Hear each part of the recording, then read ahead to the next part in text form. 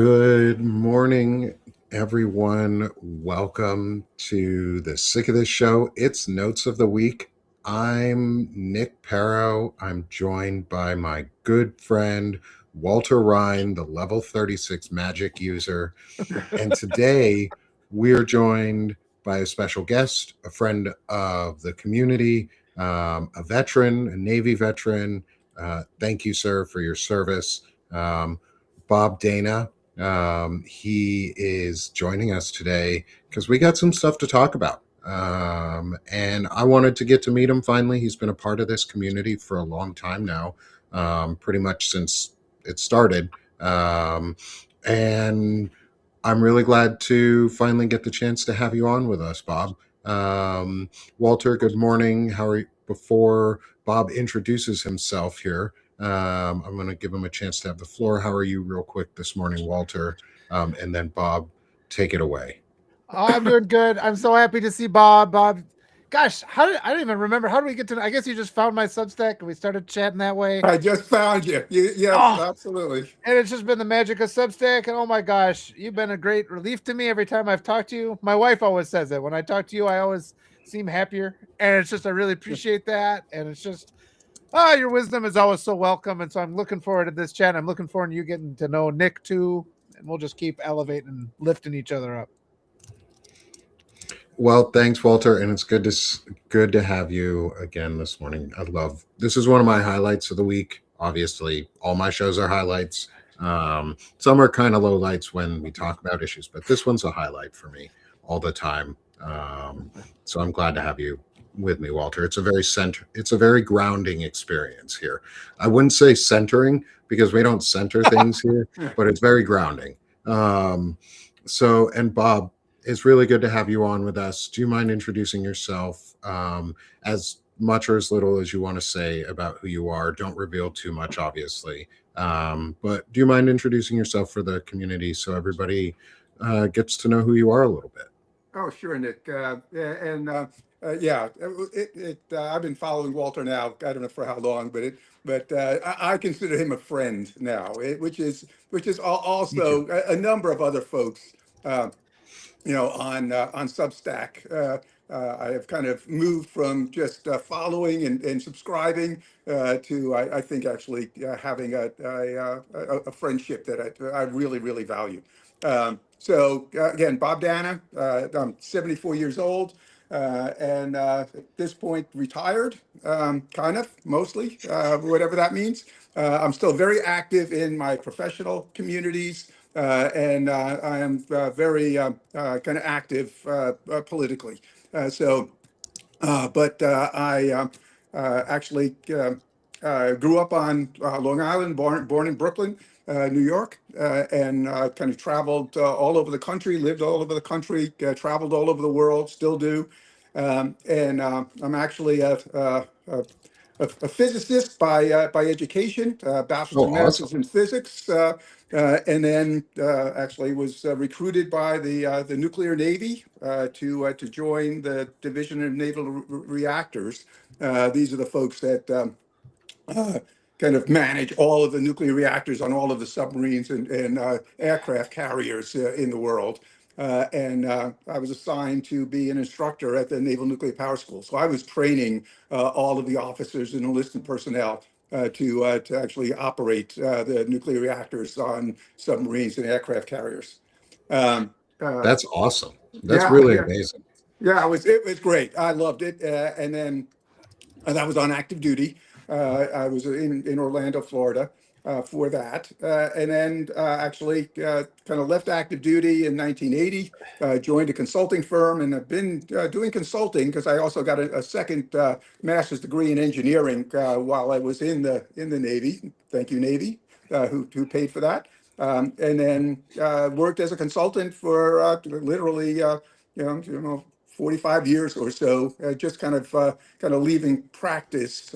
Started as an engineering consultant, then an IT consultant, then a consultant in human performance, and then finally a management consultant. And I retired from Deloitte Consulting back now about 8 years ago or so. Do a lot of a lot of work still in the community pro bono. That's how I've kind of approached things.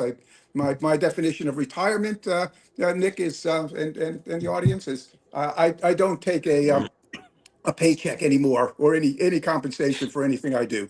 If I want to do something for somebody, I'm going to do it for free because I want to contribute whatever I can to the community. And then if in fact they want me to have a milestone, a deliverable, performance appraisal, et cetera, you know what the answer to any of that stuff is. I've given myself permission to say no, which is kind of really nice. So I'm an old guy, retired, but still engaged, and I probably have another good 10 or 15 years left in me. I think that's pretty awesome. Thank you for giving back to your community and the community at large, even in your retirement. I think that's wonderful. I think you're a teacher. It seems like you're a teacher at heart in a lot of ways. For sure. And I feel like I'm going to say this to all the people who put down teachers as they grew up. I feel like the most important profession that we all on the progressive side have realized is something that we took for granted in a lot of ways, or we didn't enter because it was demonized, is teaching. I think a lot of us have found that we like to teach, and that's really the profession we should have gone into or could go into or did go into in a lot of ways, because consulting is teaching, in my opinion, depending on how you do it. Consulting can be for profit, but if you're doing it right, it's about teaching and it's about passing on knowledge. Would you agree with that, Bob? Oh, totally. Yeah, and in fact, I didn't mention it, but one of the things I did, and I'll shameless promotion. I actually wrote a book last couple of years. Got a published last. There it is. Thank you, Walter. Oh, I love that. Walter, can you make sure that you send, or Bob, can you make sure after the show, one of you send me the information about the book? I'd love to include a link to be able to, for people to be able to find it, if it's available somewhere, say, other than Amazon. Actually, it is independently published as well. And oh, fantastic! I'll send you because it is on Amazon as well. But I will send you both links. Okay, fantastic. I'd love to include it in the show notes so that people can find it and buy your book. Like, I don't mind promoting other people. With that, Nick, just the whole idea was actually the book talks about my whole experience. I'm a lifetime learner. Okay. Yeah.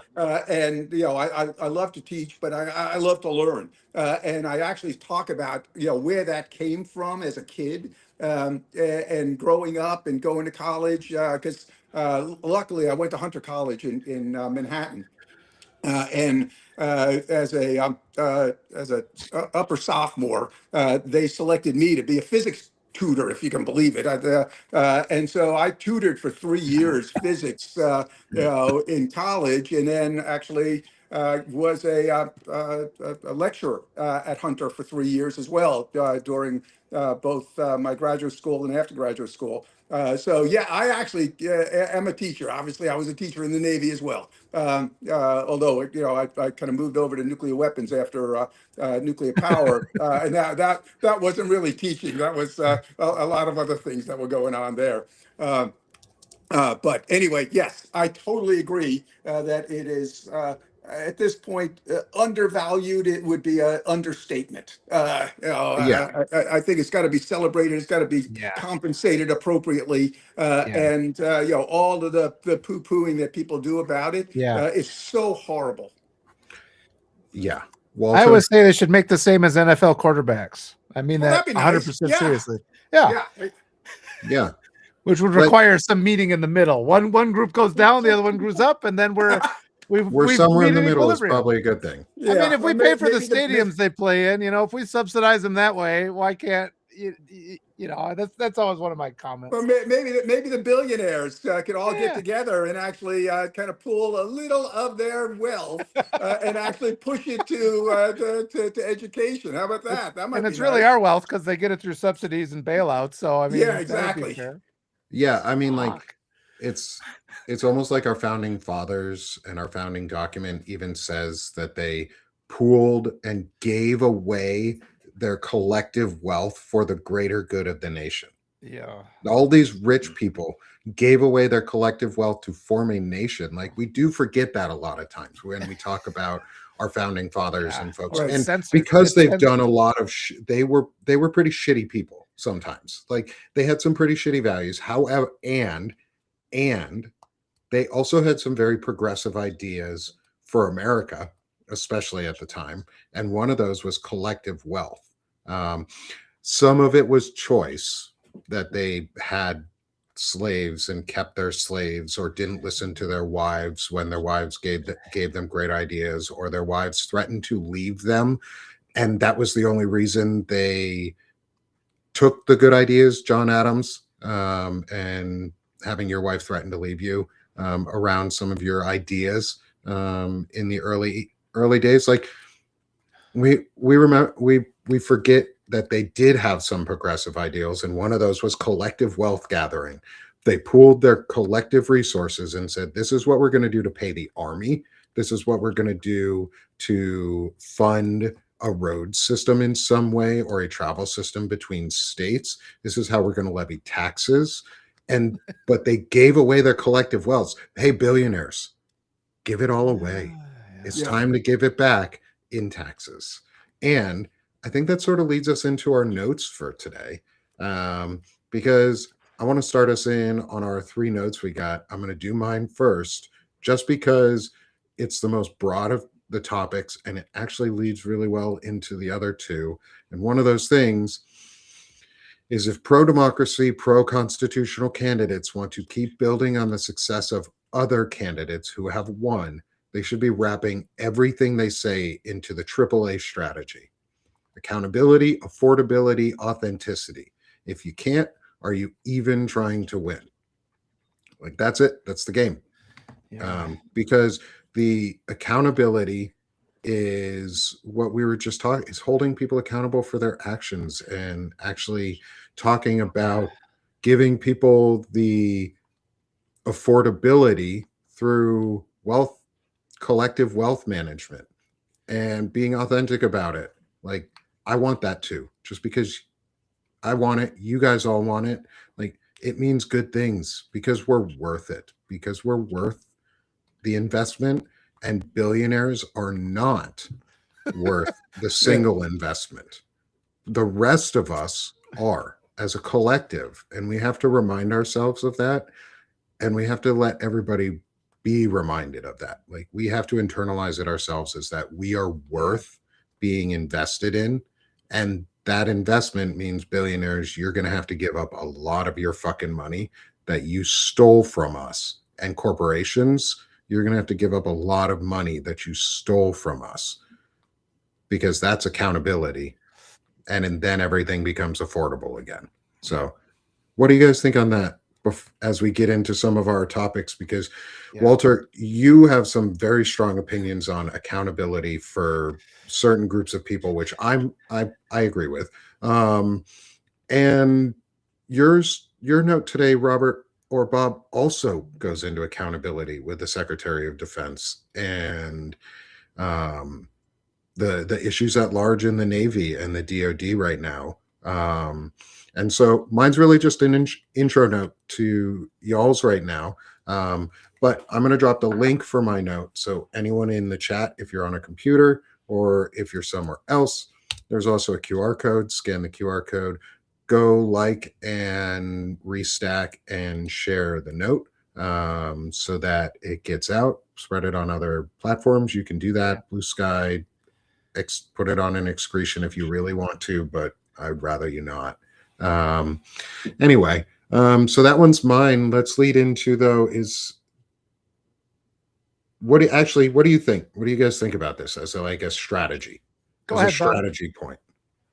You go first, Bob. Okay, great. Thanks, Walter. Yeah, I think it is spot on when it comes to the 30 or 40,000 foot strategy. I think one thing that I have been I've been a bleeding heart liberal since the mid '60s, and no longer consider myself a liberal. I am now a dyed-in-the-wool progressive. Because we actually have now a progressive wing of the party that does, in fact, embrace everything that I think we collectively agree that needs to be addressed as we move forward in this country. And so I think the one thing that I hope to do in this hour is to make sure that folks know that things like what Nick is talking about actually have a specific description of how we're going to manifest that as the progressives, in fact, do take control of the government, which we will. Okay, there's no question in my mind that moving forward over the next couple of years, the progressives will do that. So there is a progressive promise that goes through literally every single element Yeah. Nick is talking about, but takes it down to the 5,000 or 10,000 foot level.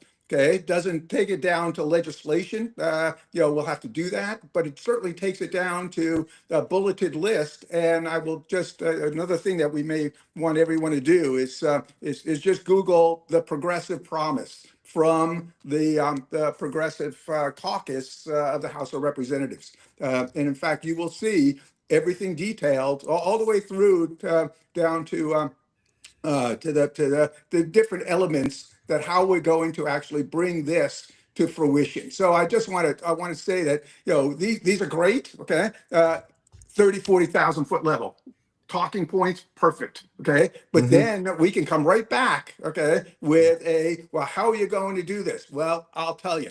Okay, I'll send you the link and I post this all of the time to the Progressive Promise, because if you read that and you go, yeah, I want that, then we have to be able to actually say, well, who's going to bring this to fruition in the government at all levels, and that's the progressive wing of the party.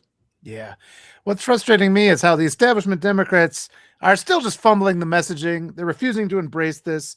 I mean, accountability draws my mind, because we should not be in the position we're in. We should not be in this position. The voters gave the Democrats control of Congress and the presidency. And this administration is guilty of insurrection. That's fucking bullshit. It's bullshit that they weren't held accountable for insurrection. And we should be talking about this 24/7.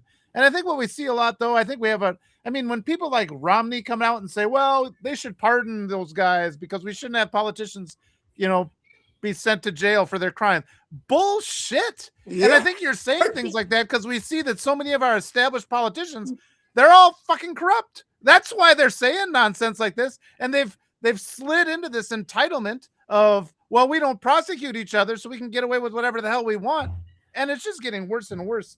I mean, look at what's happening right now. The Democrats could come forth and they're this nonsense in Tennessee. They're acting like, well, this is a big victory that we lost, but only by a small amount. That's not a big victory. That sucks. That's a loss, especially right now when you guys could just start in with the accountability messaging. Say, hey, we're going to do hand recounts. We're going to restore faith in our electoral process. We are going to defend your vote, which the Democrats refuse to do. They're very quick to go and blame everybody for not coming out when they lose. Where were you guys? Why didn't you come out?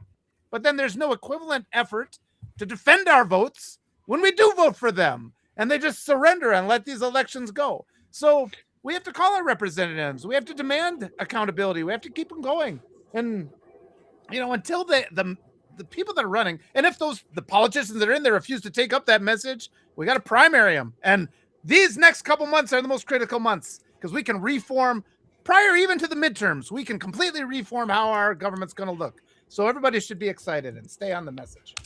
Yeah. And I think what you just said too, Walter, all of that, one of the biggest points of accountability right now is your note. is our government has been infiltrated and our society has been indoctrinated. I don't even know how to think about it otherwise, into thinking child rapists are okay. And I think that's fucking horrendous. Like, if there is one thing that just makes me hate, like visceral hate, is pedophilia. Are people who hurt children in sexually, physically, and violently like that. Like, it is rape 100% of the time. A child cannot defend themselves against an adult, and a child cannot give consent. It is rape 100% of the time, and we need to call it out. And we need to call it out on all levels, because if we don't, we get heads of state and heads of church who are rapists and pedophiles and are hurting our children. And I'm okay with saying exactly what you said, Walter, over here. And I want to give you the floor to say it, because I really want to get you amped. I'm trying to get you amped up on this a little bit, because I really want, I like when Walter goes, when you go unleashed, like on some of these things. And this is one that I know that hits, it's like I said, it's visceral rage when I talk about this subject. And yes, release the fucking Epstein files. I know they're coming out soon. And if they do not, the entire administration should be impeached immediately for covering up child sex trafficking, rape, pedophilia, money laundering, international crime.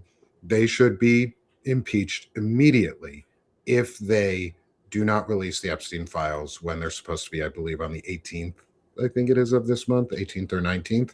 Yeah. And if they don't, the Democrats better be on offense and better demand an impeachment right away. Yeah.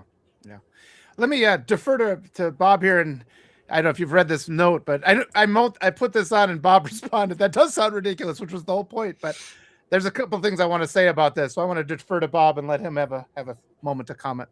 Yeah, and I think, we want to call out the pedophilia and the rapists and et cetera. Okay, but they're just evil human beings and should obviously be called out and prosecuted and jailed. However, what pisses me off the most is all of those others that are complicit. Who in fact are the politicians, the mainstream media, all of those folks who want to turn a blind eye to this. Those are the worst of people, because they actually know what's right, what's better, what should be the situation, and they ignore it. And so they are in fact 100% complicit. And I would claim worse than the actual rapist, because we can get to them. We can put them in jail, we can prosecute them, but then all of those other folks that are actually enabling those folks who are complicit to that, who are not questioning it, not calling them out on it, not challenging it. That's what really pisses me off, and I see that day in, day out. You can't look at anything and not see the complicity. Yeah. And the messaging again. So let me read this note. I said, people keep saying things like, don't call a child rapist a child rapist. You might hurt their feelings and make them even more inclined to rape children.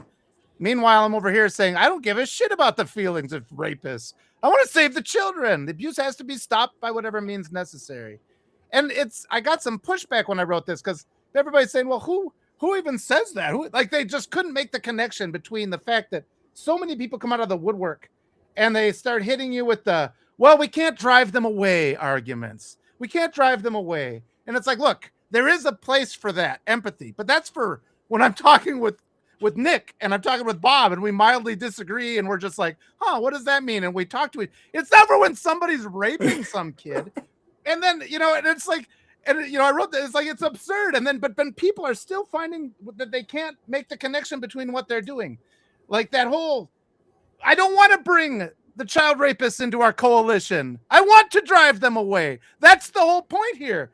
And then the other side of this that's weird is because people come after me and say, well, when people disagree with you, you should treat them with empathy. And I'm like, well, I don't agree with that. I think we should punish the child. Then they're like, Walter, I'm telling you. So they don't hold themselves to that same standard. They continue to come after me. So I think we have to recognize that this urging people not to act on these crimes that we know are terrible. I think it's just part of this mechanism that keeps them in power.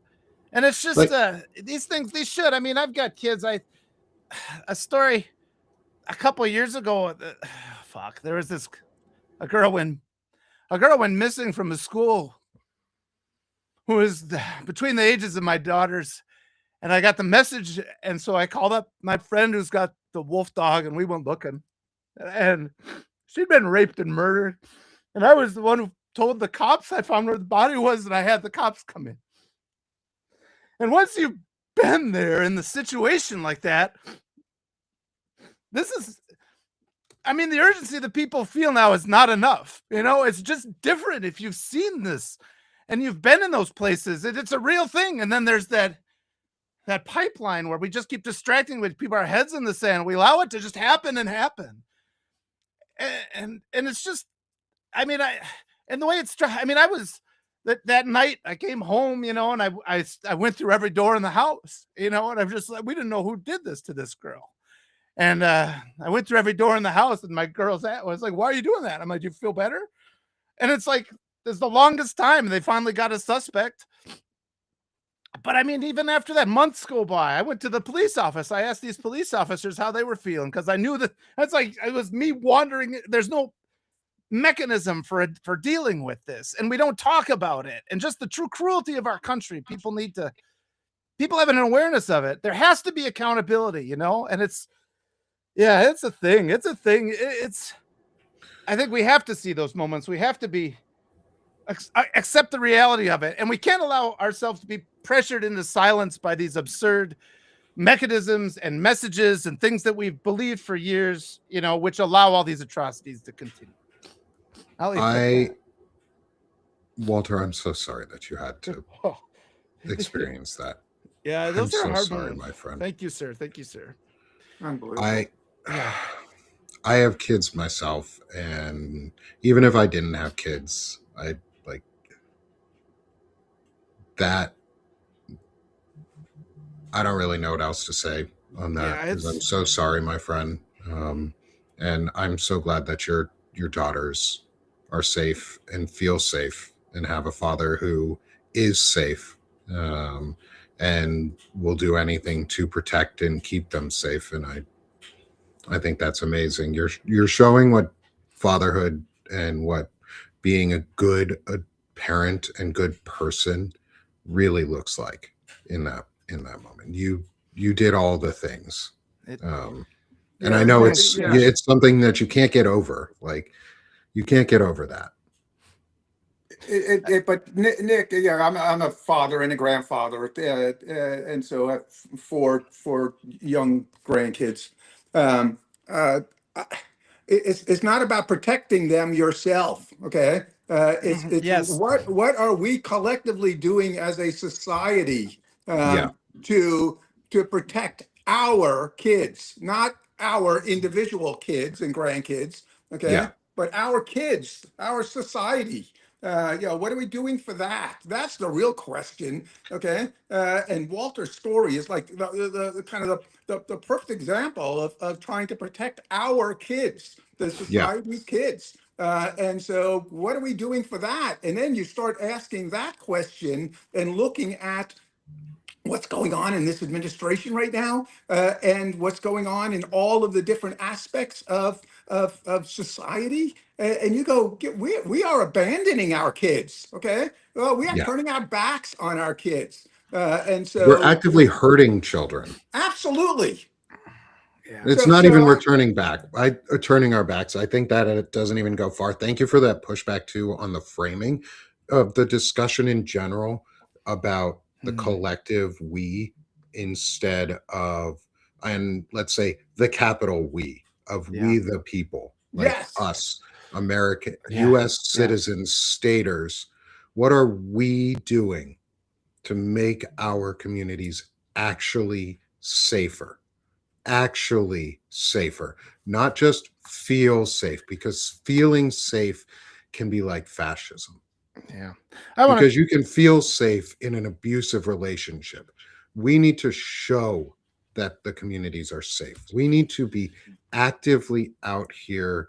This is why, like, I'm so excited to go with Will Fullwood. I get to be on with him for his show on Thursday for 2 hours and deconstruct and talk about my deconstruction of like white supremacy and how I've gotten to the point in my life where I am and how I view people. It's like I couldn't have these conversations if I was so closed off and I didn't care about the collective we. Like, I want our kids, I want my kids, and like I said, even if I didn't have kids, I want kids to be safe. Yeah. I want everyone's Maslow hierarchy of needs, like their basic safety and protection and food, all cared for. Yes. Yeah. And to actively push against stuff like this is what we're doing right now. One of the things that I want to make clear too is all of us in this group, part of what we're doing is getting the language and getting the courage with each other, because it takes a village and courage is contagious. And the more you see and hear us talking about this and saying these things with the fear that we know we live in a time of white supremacy, like we have to admit that. We can't lie about where we are. Yeah. I have fear too, but we have to be courageous through that fear. And the more we talk about this and the more we do it, and we do it over and over and over again, small acts of courage change the world when we, the people, do them collectively. And that's how we stop child sex abuse and trafficking, is we get rid of this administration, we get rid of this entire regime, we get rid of the structure that funds and protects child sex trafficking. We even reevaluate family court, because that's one of the most blatant abusers of child sex trafficking is we fix family court, and we fix how we view and judge people about their actions and the ability to see children if they have previously abused, raped, or hurt them. Yeah. Just my opinion. Yes. I hope other people in the chat feel that way too. It's like, let's get stronger on this. Yes. Yeah. I want to just say, I dumped on you guys a little bit, but I really appreciate you guys, and I do need to share things like that. It's lurking. A moment like that changes you, and then things like this, that Republican chat where they're joking about rape, and then they're, it's like, this isn't a joke. I mean, once you've been in a moment, you're not the same person leaving that moment, and when it becomes this real thing, and then it just kind of rips the veil away, and you see just the mechanism in our country that just allows these things to continue. And then I get so many people that are well-meaning, and they'll pressure me then, and as if I'm way out of line. And it's like, I'm the one who's been there. I know what the reality of this is. You need to listen to me now. And I think we just all have to be more forceful about this. So yeah, I thanks for all the love in the chat, and thank you guys too. I mean, for allowing me to talk about it. I think somebody said, I think just having those moments, you have to. You can't just the mistake is pretending it doesn't affect you. That you continue on as if it's not there. I think once we have these deeply emotionally earth-shattering moments, we have to share them, particularly with the people we really trust and are friends with. And I love you guys and appreciate you, and thank you for Walter, listening. you're an example of authenticity. Yeah. And so that's what I love about him, for sure. Yeah. Yeah. For anyone, if anyone is in the crowd listening on how, like, trying just to understand what authenticity looks like and can be, emulate Walter. Emulate what Walter is doing. Be yourself and be proud of it. And so thank you, Walter, for what you're doing. I appreciate and value you, my friend. Thank you. Hey, Nick, one thing I want to just give a plug for your appearance kind of coming up with Will. Yeah. Actually, Walter, Yes. and Will, Walter invited Will and I to be on his show, and we spent an hour talking about that very subject. And so I think it's incredibly important. One of the things that I talked about was also recognizing white privilege. Because as an old white guy, I think that's two things that I think need to be addressed: the white privilege and then the male privilege. Because I think those are things that we as white guys have got to number one kind of represent out there and try to make sure that we are bringing the awareness to everyone that exists. It exists every day. You'll see it every day, and so that was one of the other things that we talked about. So I'll be watching your show coming up here because I love Will. He's fantastic, fantastic. Yeah. And the conversation that Walter, Will, and I had, I thought was really, really important. Thanks. And I'm so glad too. I'm so glad Walter introduced me to Will. Walter is also a connector of people. Like that's something I like to do. And I've found a friend who also really enjoys. I found plenty of friends who do the same thing. And I just want to say, in terms of like this friendship of it, I really enjoy getting to hang out with you and meeting all the people that you're starting to help bring on and connect me with and introduce me to. I also appreciate your vulnerability in all of this, and people are saying it in the chat too. Is like people have found themselves sharing things that they hadn't before and wanting to and being more vulnerable.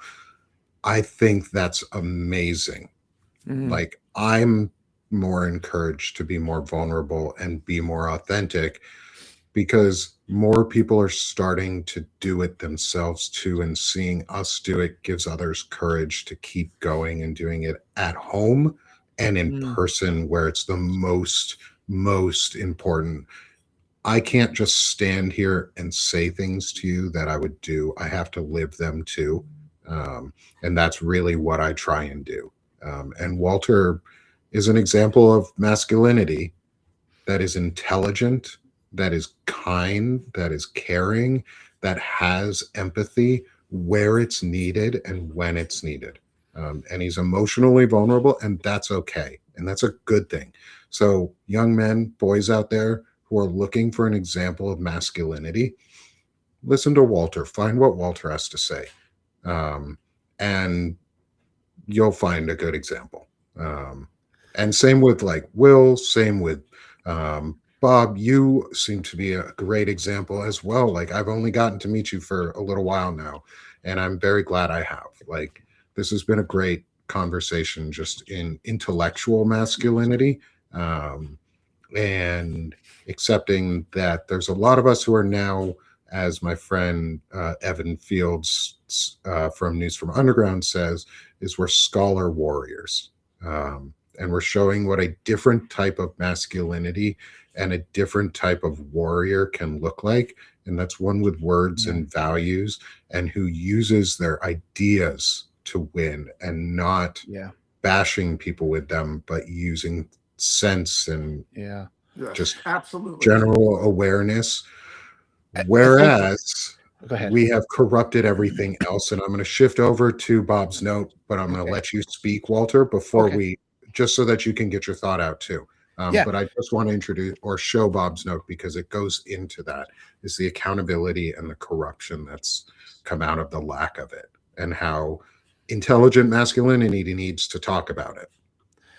I just want to say then, if as you find that note, a lot of what toxic masculinity is men running away from the pain that they cause, and I mean, the most obvious example is when you see, a girl gets pregnant or, and the father just runs out on her and she's left with no social help whatsoever. And our society just piles on, and it's just all these things. It's that argument people say when I'm holding people accountable and people are like, well, Walter, you must not be fun at parties. It's like, there's that mindset, like men can never be held accountable. And we see that with the guy who's in office because he should be in jail right now. And, we got that white supremacy mindset where he just skitters up, but you cause pain. And that's the other aspect you were talking about, like these things we don't talk about. We have these whole social structures where children are abused by their parents and then they're shamed into being silent their whole life. And that's the backbone of the American patriarchal, toxic family, traditional family structure. It all has to come down. And, you would prefer to just avoid and pretend like you've never hurt anybody. I mean, that's the coward's way out. And in my life, there's people I know I've hurt, and I've tried to make up for that. And to not hurt my kids is part of it. And always, you have to recognize the pain you caused in the past, because that gives you even though it hurts to recognize that, it gives you the motivation to not cause pain in the future. And these days as a 50-year-old man, I find it very easy to not raise my voice and to recognize when people are feeling off and to calm them down. And just all these things. It's the opposite of what the entire Republican Party does. All they do is insult people. And, it's just standing up for my kids. It's one of those things that we all need to do. It makes your life so much better. We need to build a society that's based on that. Our current society is based on wriggling out of that. And we wriggle out of all the best things that we could have. And that's what we're trying to change here. So. Yeah, and that leads into what it does is all of it is unaccountability. And unaccountability leads to very blatant and open corruption. And Bob, I'd love for you to read your note with us, or at least part of it if you want to, whatever, however much you want to of it. But I'd love for you to read the note on it, because there's blatant corruption, and Melissa Corrigan broke some really important news this weekend that goes into it that I've been reporting a lot on, plus all the other corrupt things that the Secretary of Dumbassery is doing. And so, Bob, I'm going to hand it over to you, because I have some thoughts on Pete. Yeah, and I'm looking at this on my iPhone, so I can't really read. Oh, I can read it if you want. Go ahead and do that, and then I will certainly add a substantial amount of color. So sorry about that. Sorry about that. No, I should have remembered you're on an iPhone or on a phone instead of the laptop today. That's okay. So Bob's note is: it looks like Trump and SecDef have totally corrupted DOD. The testimony given by Admiral Frank Bradley and Joint Chief of Staff Chair General Dan Kane demonstrates a total rejection of the oath they took decades ago during their commissioning as junior officers. All that in addition, and the times that they've repeatedly resworn those oaths throughout their careers as they have recommissioned and re-upped their contracts for longer service. They have received repeated training on rules of engagement, and that is what is lawful and unlawful during encounters in international waters with combatants and civilians. The JAG could have told that to the commanding officers in about 1 minute. There's no question here, no second option required. It's clearly stated and understood by every military officer. As a Navy veteran, LCDR, I'm very distressed that the integrity that is the underpinning of military service is being completely compromised. The whole engagement of the Navy with these boats is unjustified and unlawful. There's absolutely no information, evidence, or justification for these actions. The second strike is icing on the cake. Totally unacceptable action. And the UCMJ is clear about what these admirals and generals should have done and should be doing, based on SecDef's unlawful orders. And I totally agree. Yeah, let me make a couple of quick comments, Nick. There's actually a difference between officers and enlisted personnel. Are there? Yeah. Yes. Okay. Number one, when it comes to an officer is commissioned. Yeah. And there's no re-upping. Okay, you raise your hand, you take your oath. Okay, you are commissioned as an officer in the military. You don't re-swear your oaths? What's that? You don't re-swear the oaths as an You officer? do not re-swear your oath. Okay, that is a lifetime oath. Okay, when you leave the service, okay, you get your honorable discharge. You resign your commission. Okay, but your oath is still intact. Okay, that's not something that you then put in a closet and you don't re-up it. Okay, it goes on until you resign your commission. And the oath that you're swearing is to the Constitution. Okay, it is not to the president. It's not, in fact, saying as an enlisted person, "Oh, I'm going to follow the orders of my that are given to me by my superior officer." It's a slightly different oath, but it's a very important difference where the officer, number one, is accepting that commission and that oath until he resigns from that commission and that responsibility. But the oath goes on. I still value my oath. I am now 40 years since I left the service in the late 70s. And so it's I still feel obligated to that oath. And like I said, you don't re-up your enlistment commitment as an officer. It just goes on. So all of these folks, and most of these will be academy graduates. If you're a general or an admiral, most of them are academy graduates. So they went to the military academy, whichever one it was. And even if not, they have been certainly steeped in naval history and in military history, Army, Army, Marines, Air Force. And so, all of that is kind of internalized over time. You noticed what the Secretary of Defense and the DoD did from literally day one. Okay, day one, they started to effectively ask for resignations of their senior officers, asked for them to retire, be put in less responsible, different positions, and they kind of have recrafted. So I will start questioning whether or not the admirals and generals that are the flag officers that are responsible for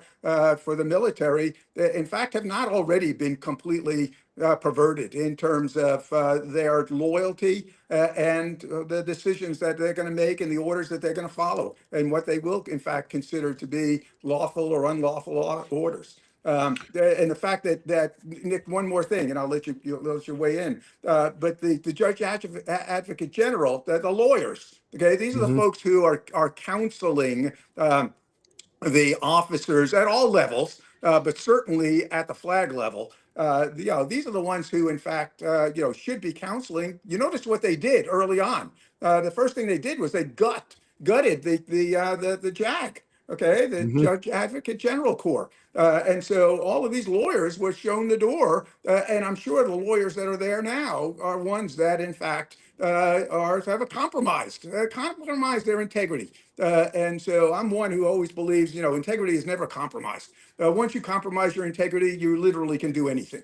And obviously they are doing anything and accepting anything. So I think we have a DoD right now that at its core, okay, might have still a substantial amount of integrity. But what the president, what the Secretary of Defense is doing, what we're seeing in the senior flag rank is definitely not something that looks good. So thank you for that correction around the swearing of the oaths. I wish so I was enlisted. I got out as a sergeant, E5, and anytime you start a new contract, you re-swear your oath, or Right. you re-swear your oath so that you can swear back in. It's not that you are abdicating your oath, like Bob just said, is after you're done your service time. Like, I still live by the oaths. I still support and defend the Constitution above all else, because that's the first thing it says to do before the orders of a president or your commanding officers. And if you follow illegal orders, you will be punished under UCMJ, like you said, which is the Uniform Code of Military Justice, which is separate from the Civilian Code of Justice and is an entirely different form of due process. And I've been reporting a lot on what Pete Hegseth has been doing that is highly irregular and illegal. And I think we should be asking the question of, is any of the strikes that are going on in the Caribbean from the first one on, are those legal? Zero. And zero of them are, because there has been no proof or evidence provided.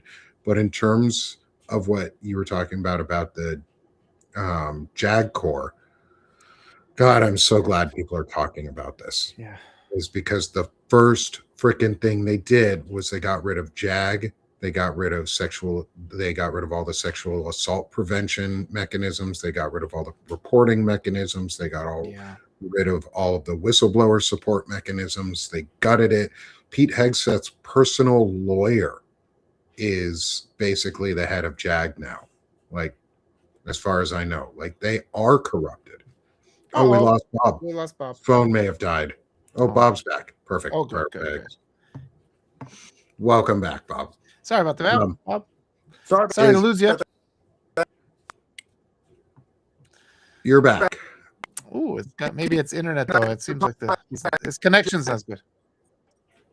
And I just think that one, it was performed out perfectly. What they're doing in terms of how they wanted to break the system, because the JAG Corps and runs through the middle is the intersection point that gives Bobby Jones was talking about this yesterday, is the JAG Corps is the intersection point between the operational and the administrative sides, command sides of the military, and gets to say no and tells you immediately when things are lawful or unlawful. And when there's no one with integrity there, they can't give those types of advice, because the people there aren't trusted, aren't people with integrity. And so we need to rise as Americans through this and reclaim integrity. We need to reclaim service, and we need to reclaim ethical values. I hope we get Bob back in a second, but yeah, I hope so too. Let me just say my takeaway from today. I just want more people just have to really realize, because everything's at a distance, and I realize, you can get in your car and go to work, and it can kind of feel normal, and you can get your groceries, and we're going to have Christmas and things like that. But, this encroachment of, I'm glad you're back, Bob. We're just summing up here. This encroachment and the atrocities that are being committed right now, and we see that our military is acting lawlessly. I mean, the orders given from the top are lawless, and it's gonna affect you. I mean, it's gonna affect every person. It's affecting people now, and it's. I guess it's tempting to encapsulate yourself, with numbness or just denial.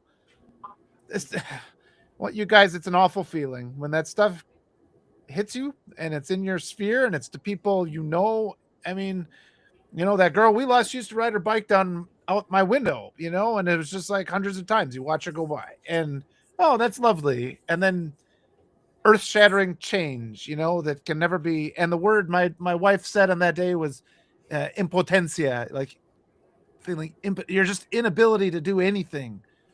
Your inability to change. But so we have ability right now. Like, we have to rise up and change and do things better. And we have that power. A lot of it, though, the first part is people just shaking off that, that pretending that we're overstating it, because it really is terrifyingly bad out there. And I know the people here in this chat understand that. We got to get more people involved in this movement. They're going to try and shut us down. I've had that last week. I had 2 good solid things where they tried to really cause me some harm. And it's just that's just the reality. And if it takes screaming to get through to people, I'll do it. If it takes tears, I'll do that too, because we have to win. And because you're authentic. Messages through there. Go ahead. You're real. You're authentic. and you're just who you are. And we need that right now. Like, be yourself. My biggest message out of all of this is be yourself. Be who you really are. You're a good person. You have been taught to be a good person your whole life. People around you, your communities, your friends have pushed back on bad values when they were wrong. And you knew those were your good friends because they told you you were wrong. And even when it hurt, you were like, God damn, that person's right. We need more of that. Be yourself. Come out and write like Bob does and put out a note about the corruption at the DoD and put your heart into it and talk about it. Be authentic like Walter is when he talks about the experiences that he has gone through and the life that and the lessons that is taught him and that he has to live with. Like, he's never going to grow out of that experience. Everybody here can see that. You don't grow out of those experiences. They don't disappear. And I have my experiences that have brought me here and the reasons that I'm here. And I'm proud to be where I'm at because I've pushed back on so much of the underpinnings in society that told me I needed to be certain things or treat people certain ways. It doesn't matter. It does matter what you believe in. And I love when people learn to believe in themselves. And if you're getting good out of religion, if you're getting good out of atheism, if you're getting good just out of the morals and ethics that are around you in the friends group, that's the right place to be. And I think this is the right place to be because I get to learn from people like Bob and Walter. And I also get to promote people like Bob and Walter and give them a chance to sell themselves a little bit. It changed your screen a little here, Bob, but that's okay. Yeah, I'm not sure Is why. no, that's because it's Yeah, a different.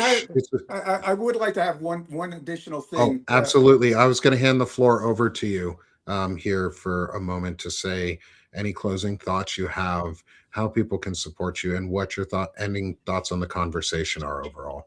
Yeah, I had a great conversation. I just want to leave everybody with, hey, we are not alone. Okay. And so obviously, we have Substack in the community that's in Substack, which is wonderful. And there's several other, things that I participate in terms of various groups that I support. And if you go to my Substack, you'll see a bunch of those get routinely listed. Um, but we are not alone. There's already a large group, like 100 individuals who are part of the Progressive Caucus in the House. And so, who do they look like? They look like everyone in the country. I encourage you to Google the Progressive Caucus members, okay? And just go down and look at all of them. And you'll go, yeah, that's what I'm talking about. Okay. And then Google the Progressive Promise and read that. It's like here, 2 pages is what it is. I always have it on my desk.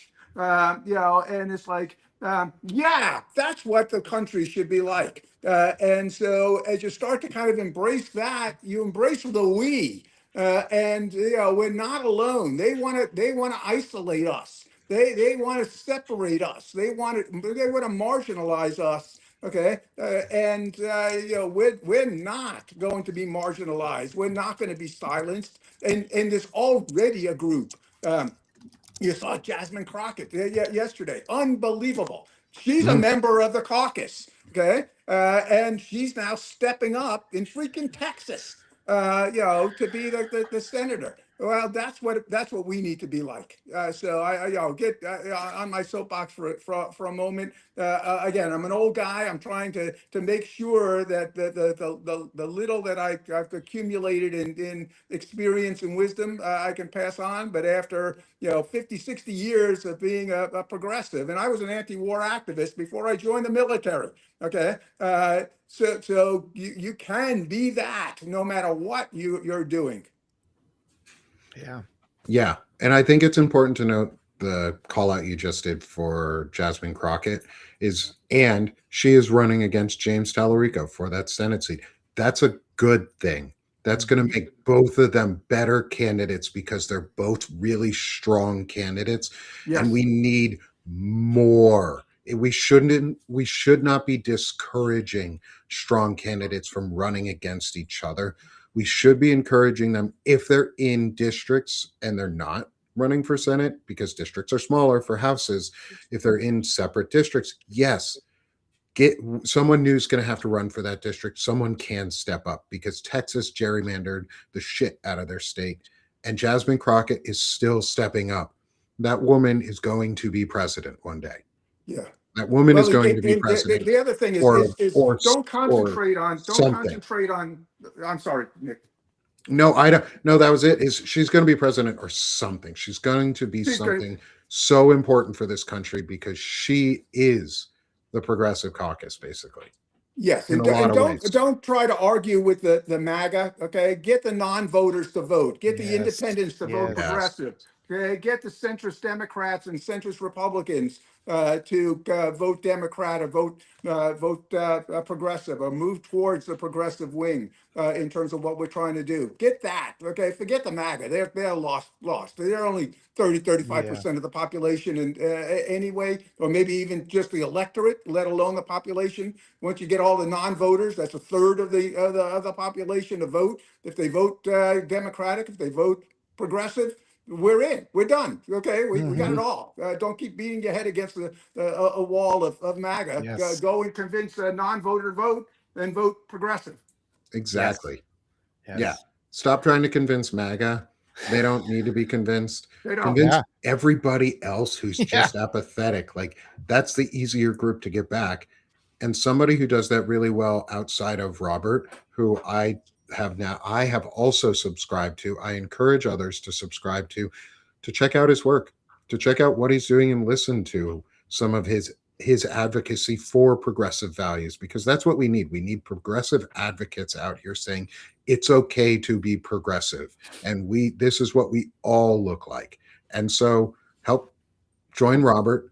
I joined Bob. I'm going to have you back, Bob, because this was a fun discussion, and I'd love to have you on sometime on Banner and Backbone for a vet talk to introduce you to Navy veteran Melissa Corrigan. I follow her. She's amazing. Yeah, and I'd love to. Yeah, I'd love to have you two on a show together. And subscribe. Yeah, she's amazing. And another person who's amazing is my friend Walter.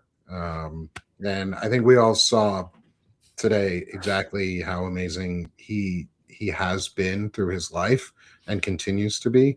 And go support Walter because he'd rather be writing. Oh, you guys are so kind, and I appreciate you so much. This year has been a hard year. It's been so much. The life, the saving grace of this year is getting to meet you guys and this activism and this whole community. The wonderful people in the chat. I appreciate you guys so much, and it just. Those hearts and those lovely comments. There's a lot of days that are really hard days, and I try to get out as much stuff as I can, and I try to address those things. And those of you that are struggling, please reach out. It's like I understand what it feels like to struggle, and we have to be open about these things. And we know what integrity is, and we know that an example of integrity is not the guy in the damn White House. I mean, he's just verifiably he's an awful human being. He can't say a nice thing to anybody. He brags about sexual assault, and he's just very triggering. And I just avoid him every time I can. But the bigger thing is that he's not the problem. The mechanism that put him there is the problem. And that's where everyone in the chat and us, all of us come together because we have to change the hearts. And a lot of that is showing vulnerability and making these things, because we too often are told to retreat. You can't be too woke. Well, the opposite of woke is white supremacy and hatred and abusing children. And it's just, I see so many kids in the years I've worked in teaching, and it's just, you see so many kids in hard situations. And let me just end by saying, any kind of kind act that you can give today makes a huge difference. A smile, holding the door for somebody. Remember, there's these little kids all around. They just need a little pat on the head. Just tell them, good job, son, and you see them. And a lot of them don't have people in their lives who tell them positive things because it's a toxic culture we live in where all we do is criticize, and we just have to support each other, give people a little pat on the back, tell them you can change a person's life. Sometimes just a tiny little kind word is a morsel that'll get them through 10 years of starvation, these kids. And they will remember that, and they will, that once people have been through hard times, they become kind people. I really believe that, once they emerge and survive, and we just have to help each other. And, that's what this season's about too, right? So thank you all for being here. It's been a tough talk, and I'm glad for it. I appreciate you too. Thank you, Walter, for your vulnerability and authenticity today, and sharing, being willing, and having the courage to share that story. That's hard. Thanks, And Nick. I'd rather you be writing than having to deal with this, but I am glad that we have been able to make a friendship through all of this. And part of that is supporting each other. And so go support Walter, become a paid or free subscriber with him, because he is amazing. And his work, his efforts show, and have helped me through this, as I've worked and gotten to know him for these past couple months. It's been really amazing. So thank you, Walter. Thank you, Walter. Thank you. And then if you have some time or have something left, come support me here at Sick of This Shit Publications, where I'm trying to almost see Substack at this point, at least on this side of it, as a group therapy. It is us coming together and being vulnerable and being open and caring about those who have disabilities. I care about myself. Like, it's selfish for me to care about those with disabilities because I have a disability. So I see others who have disabilities too, and it's easy to care. And so I want this space to be a place where people can care and come and have a safe home to talk and express themselves as they are, because I'm unapologetic about who I am. And I want others to have that same privilege as I do. As I get to live unapologetically me, everybody else should too. So come help me spread that message. Come help me do these group therapy sessions over and over every week with my friends, with chronic illness discussions, with Walter, with our notes of the week, with all of them. Come help spread this joy and community. Before the show, we were one away from 200 paid subscribers here at Sick of This Shit Publications. Help me get to 250 before the end of the month, where I will also unlock for everybody the free version of Lento Vivo, the flute trio that opens this show, and so many of my others. And then every 50 paid subs after that, I will be releasing another composition that I have recorded and written until I run out, which could be for a little while. So you may get almost to 1,000 by the time we run out of composition. So come help support me. Come help support Walter. Come help support Bob. Spread the messages. Spread the message of love with each other and caring and empathy, and be progressive. Be unapologetic about your views, and show people that it's okay to live these values and actively do them yourselves. So thank you, everyone, for being with us today. This was a powerful episode, and a tough episode to get through at points. So thank you for all being with us. I really value you all for being here. And as always, and as we've started saying now, is we're done being sick of this shit. So instead, we're doing this shit. So let's go have a great week, everybody. I'll see you all again next week. Walter, Bob, it was really nice having you on. Thank you so much for being with us. Thank you, Nick. Thank you, Walter. Thank you, Bob. Great to see you as always. Yeah, thank you, everyone in the chat. Have a great day, y'all.